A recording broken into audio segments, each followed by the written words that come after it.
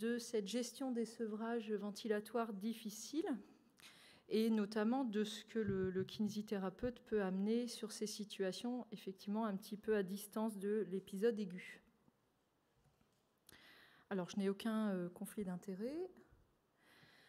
Alors, pour commencer, quand même, cette diapositive-là qui présente finalement, vous allez le voir après, une nouvelle définition un petit peu du sevrage, avec finalement 3 types de sevrage différents. Et pour être un petit peu plus précis, voilà, le sevrage, comme on pouvait le définir il y a encore quelques temps par la conférence internationale, avec le sevrage simple, difficile et prolongé, bon, avec des critères qui étaient, par exemple, le sevrage simple, c'était l'extubation après le premier test de sevrage immédiat. Difficile, parfois ça prenait 2-3 tentatives, mais ça restait inférieur à 7 jours. Et puis le prolongé qui était au-delà des 7 jours. Mais vous voyez que le sevrage réussi, c'était un sevrage réussi dans les 48 heures qui suivaient l'extubation. Et c'est vrai qu'aujourd'hui, on temporise un peu cette durée de 48 heures. Et donc, l'équipe de M. Beduneau, là, dans la Wine Study, finalement, ils ont redéfini ces trois types de sevrage avec un sevrage court qui est une première tentative dans les 24 heures, un sevrage difficile qui est finalement jusqu'à 7 jours et un sevrage prolongé qui est un sevrage non terminé à 7 jours. Et avec cette notion finalement de succès de sevrage au-delà de 7 jours. C'est-à-dire que ce délai a quand même changé et ça c'est relativement intéressant puisque c'est quand même notre quotidien aujourd'hui pour nos patients qui sont parfois en difficulté sur le long terme. Alors, cette référence, juste pour mettre en évidence que, vous voyez, il y a plusieurs causes possibles qui sont en lien avec l'échec de sevrage, qui peuvent être des causes des voies aériennes, du poumon, quand même du cerveau, la fonction cardiaque, la fonction diaphragmatique, la fonction endocrinienne. Et le kiné, eh bien, il ne peut pas évidemment agir sur tous ces éléments. Il est dans une équipe, mais il peut proposer des choses, notamment quand même sur les voies aériennes, sur le poumon, mais aussi sur la fonction musculaire, avec notamment la composante diaphragmatique. Et ça a du sens pour le sevrage ventilatoire. Alors, encore une fois, j'insiste souvent sur ce référentiel, mais c'est quand même la base pour nous de notre activité en réanimation. Et vous voyez qu'on est une de nos missions en réa, c'est aussi ce sevrage de la ventilation mécanique, l'extubation. Mais pour aller plus loin, eh bien, on a des stratégies pour le sevrage prolongé, le sevrage difficile. De la même façon, c'est encore une autre référence, mais qui dit finalement la même chose, que sur tous ces aspects qui entrent en ligne de compte pour le sevrage ventilatoire, eh bien, le kiné peut intervenir au niveau respiratoire, on va voir sous quelle forme, et puis au niveau du muscle, au niveau neuromusculaire, ou en tout cas dans ce qu'on considère plutôt la réhabilitation. Alors, qu'est-ce qu'on propose, nous, sur ces patients qu'on n'arrive pas à sevrer, chez qui il y a eu plusieurs tests de sevrage qui sont des échecs? Évidemment, on cherche la cause, on a une évaluation pour comprendre pourquoi le patient n'a pas réussi son sevrage. Ça peut être les sécrétions, ça peut être des troubles de déglutition, ça peut être une fonction diaphragmatique altérée, une fonction périphérique faible, et puis parfois quand même des échecs sur le test de sevrage réguliers avec des patients, on hésite, on ne sait pas trop, ça passe pas, et puis un jour les médecins décident de l'extuber, et puis on le sait tous, ça peut nous arriver, et tout d'un coup ça marche. On se dit bon, c'est pas si simple, donc finalement toutes ces données, mais c'est là que c'est intéressant, c'est qu'on a, nous, en tout cas en kinésithérapie, des éléments pour essayer d'optimiser ces sevrages difficiles. Alors, sur le poumon, sur l'encombrement, on peut probablement optimiser un petit peu nos patients. On peut travailler un peu, même si c'est, on va le voir, pas si simple, la déglutition. On peut travailler quand même un peu le muscle diaphragme. On est évidemment très acteur sur la réhabilitation précoce. Et puis, surtout, et c'est intéressant, on a probablement une optimisation sur le sevrage par le travail en équipe et avec des protocoles. Alors, les actions, finalement, qu'est-ce qu'on peut proposer dans ce cadre? Vous voyez cet article qui date de 2017. Ils font une petite synthèse, finalement, de ce que le kinésithérapeute peut apporter dans le sevrage des patients. Et bien, ce qu'ils mettent en avant, vous le voyez, c'est finalement des techniques de renforcement des muscles inspirateurs, l'électrostimulation, la réhabilitation, les soins respiratoires et le positionnement. Tout ça, on n'est pas très étonnés, nous, kinésithérapeutes, on n'apprend pas grand-chose.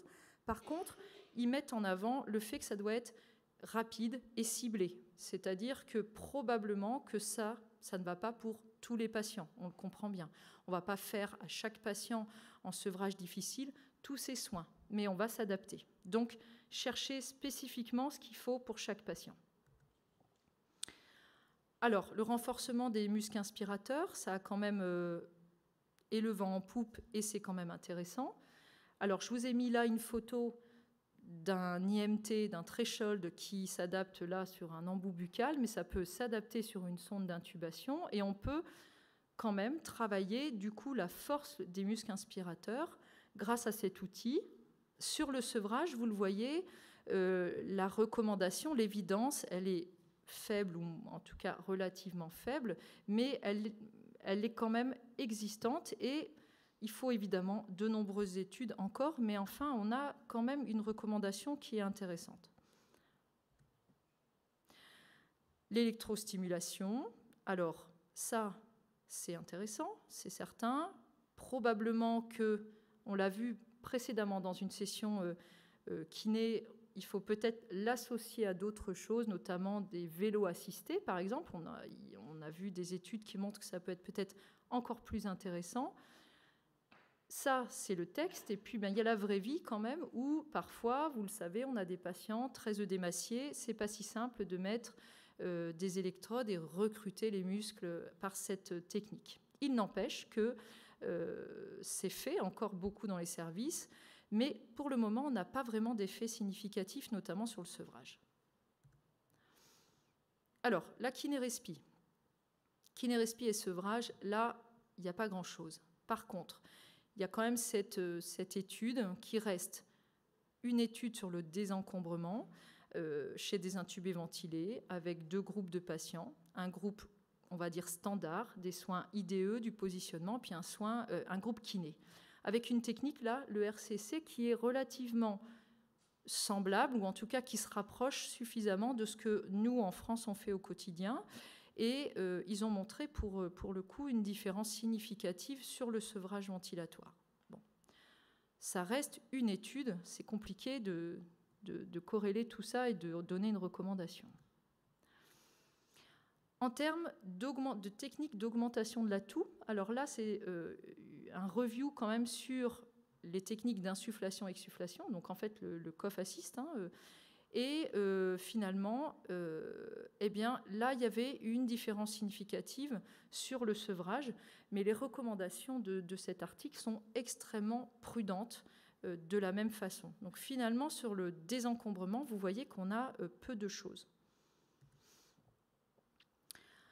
Alors, la déglutition, oui. Alors, évidemment, on se pose toujours cette question avant d'extuber les patients. Est-ce qu'il va avaler correctement? En plus, on parle là de sevrage difficile, donc des patients qui sont souvent intubés de façon prolongée. Et on peut quand même probablement faire, en tout cas, attention pour ne pas majorer les risques. Alors, tout ce que je vous dis là est la diapo suivante. J'ai emprunté ça à mes collègues belges qui vont se reconnaître. Avec quand même cette notion de bien positionner le patient, d'éviter la position de la tête en hyperextension, d'éviter par exemple que la sonde soit toujours au même endroit dans la bouche. Et ça, on voit quand même des patients encore avec des escarres. Attention à la pression du ballonnet, c'est pareil, la stase salivaire, faire les soins de bouche, et nous aussi veiller à gérer au moins l'aspiration buccale. Avec effectivement des gros risques, il faut garder plutôt, je pense, à l'esprit que dès qu'on dépasse une durée de ventilation au-delà de 7-10 jours, eh bien déjà, le patient est à risque de troubles de déglutition, et donc il y a des rééducations qui peuvent en tout cas probablement limiter les complications après extubation. Alors, quand même le nerf de la guerre maintenant, c'est quand même la réhabilitation, ça c'est sûr. On a tendance, vous le savez, à mettre les intubés ventilés au fauteuil, à les faire marcher dès qu'on peut, à les faire pédaler dès qu'on peut. Est-ce que ça a un effet sur le sevrage? Eh bien, vous voyez que dans ces recommandations-là de la Société américaine de chirurgie thoracique, l'évidence est là, mais plutôt faible, puisque, encore une fois, et c'est l'éternel problème, on a de multiples programmes de réhabilitation qui sont incomparables. Et donc, on peut dire probablement ça aide au sevrage. Pour autant, la recommandation ne peut pas être totalement forte. Alors, j'ai déjà parlé de cette étude hier sur une session là, sur l'extubation, mais je vais reparler de cette étude qui me paraît très intéressante sur le sevrage, puisque cette étude propose une évaluation fonctionnelle de vos patients intubés ventilés, avec une évaluation qui est finalement que tout le monde peut s'approprier, que ce soit l'infirmière, le kiné, le médecin, avec ce que le patient est capable de faire, avec un programme qui est dépendant justement de cet état fonctionnel. Et dans cette étude, ils ont quand même réfléchi aux sous-groupes de pathologie, parce que évidemment le neuromusculaire et le BPCO, c'est compliqué de les comparer. Mais ils ont essayé de voir si finalement, en fonction de cet état fonctionnel, il y avait un lien avec le sevrage de la ventilation mécanique. Et qu'est-ce qu'ils ont montré? Eh bien, ils ont montré que le sevrage, il est plus facile, en tout cas le succès est plus important du moment que le patient atteint un niveau fonctionnel, donc eux qu'ils nomment 2, qui correspond finalement au patient qui est capable d'aller au fauteuil en actif, ou alors aidé par des soignants. Donc ça, c'est quand même intéressant. Ça veut quand même dire que déjà, parmi vous, il y a des infirmières, vous pouvez tout à fait vous dire, ce patient, il est intubé ventilé, on le met au fauteuil en actif avec des soignants. Eh bien, en tout cas, on peut penser là qu'il est peut-être sur le chemin d'un sevrage réussi. C'est aussi en lien avec l'EMRC, ça c'est sûr, hein, la mesure du Medical Research Council, qui est donc une évaluation musculaire. Et encore une fois, tout ça permet en tout cas de se dire, bon, là, mon patient, s'il n'est pas capable de faire un bord de lit, par exemple, s'il ne tient pas le tronc en bord de lit, ce patient-là, il y a de très fortes chances que vous soyez sur un échec de sevrage. Donc cette étude, je vous incite à la regarder, elle est très intéressante et elle permet aussi de différencier la maladie de départ et finalement ce que ça donne comme prédiction sur le sevrage, avec évidemment les neuromusculaires par exemple qui sont plus difficilement sevrables que les autres. Bon, ça c'est des petites illustrations, mais je voudrais juste parler aussi de cette étude qui est quand même intéressante et qui a évalué, donc là, qui a comparé un système de sevrage automatisé que vous connaissez peut-être, le SmartCare, sur les respirateurs Draeger, et puis une intervention du kiné tous les jours sur le sevrage. C'est-à-dire que le kiné d'emblée le matin, il arrive, il fait faire un test de sevrage au patient, si évidemment il a les critères pour ce test. Il fait ça tous les jours et puis il redonne cette information au corps médical et puis on voit finalement la durée de sevrage. Comparé au SmartCare, qui est un système totalement automatisé où la machine détecte la PCO2 du patient, la fréquence, le volume et descend le niveau d'aide et à un moment elle sonne en disant « c'est bon, on peut extuber le patient ». Et finalement, vous voyez que dans cette étude, eh bien, le kiné est meilleur puisque finalement, il incite constamment à une réévaluation de cette situation de sevrage. Donc je trouvais que c'était relativement intéressant. Pour finir, juste pour dire que est-ce qu'il faut utiliser des protocoles de sevrage et évidemment pluridisciplinaires, est-ce que ça a du sens? Eh bien, visiblement oui, vous voyez sur cette méta-analyse qui, certes, ne prend pas beaucoup d'études en compte, mais qui met en avant le fait qu'on est meilleur probablement dans le sevrage si on utilise des protocoles et donc une pluridisciplinarité. Donc en conclusion, on a beaucoup de possibilités d'évaluation pour se dire le patient, j'arrive pas à le sevrer, pour quelle raison? Et donc, quand j'ai trouvé la raison, quelle action je peux proposer, notamment en kiné? Probablement qu'il y a un intérêt sur un protocole, mais que, évidemment, sur le sevrage, on n'est pas tout seul et on travaille en équipe. Je vous remercie.